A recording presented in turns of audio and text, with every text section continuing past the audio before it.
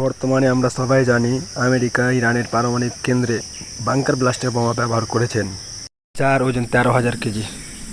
কিন্তু এটা জানো কি প্রথম বাংকার ব্লাস্টার বোমা আমেরিকা কার উপর ব্যবহার করেছিল? না জানলে আমার এই ভিডিওটি দেখুন। ভিডিও শুরু করার আগে আমার ছোট্ট একটা রিকোয়েস্ট, বন্ধুরা আমার চ্যানেলটিকে সাবস্ক্রাইব করুন। 1991 সালে মধ্যপ্রাচ্যে তখন চলছিল ইতিহাসের এক ভয়াবহ যুদ্ধ। যুদ্ধের নাম হলো গালফ ওয়ার। ইরাকে মাটির নিচে বাংকারে থাকতো সামরিক সরঞ্জাম ও কন্ট্রোল সেন্টার। বাংকারগুলো প্রায় 20 থেকে 30 মিটার মাটির গভীরে থাকতো। এই বাংকারগুলোয় হামলা করার সাধারণ বোমা দিয়ে প্রায় অসম্ভব ছিল। তখন আমেরিকা তৈরি করলো এক বিশেষ অস্ত্র। অস্ত্রটির নাম ছিল GBU-28 বাংকার বাস্টার বোম। এই বোমাটি আমেরিকা মাত্র 19 দিনে ডিজাইন ও প্রস্তুত করে ফেলেছিল।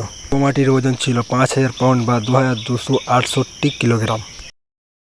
এই বোমাটি ঠিক মাটির 20 থেকে 30 মিটার গভীরেই বিস্ফোরণ ঘটাতে পারত। 1991 সালে 27 ফেব্রুয়ারি ইরাকে আল কাদিসিয়া ও আল তাজি ঘাঁটিতে বাংকার ব্লাস্টার বোমা প্রথম সফল ব্যবহার হয়েছিল।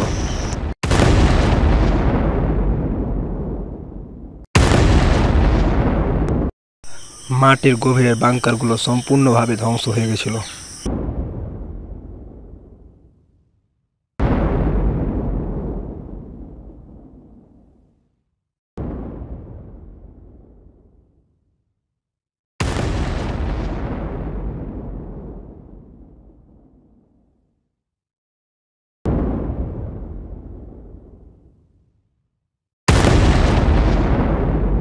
এই প্রযুক্তি সাফল্য যুদ্ধের কৌশল। ধন্যবাদ বন্ধুরা আমার এই ভিডিওটি সম্পূর্ণ দেখার জন্য।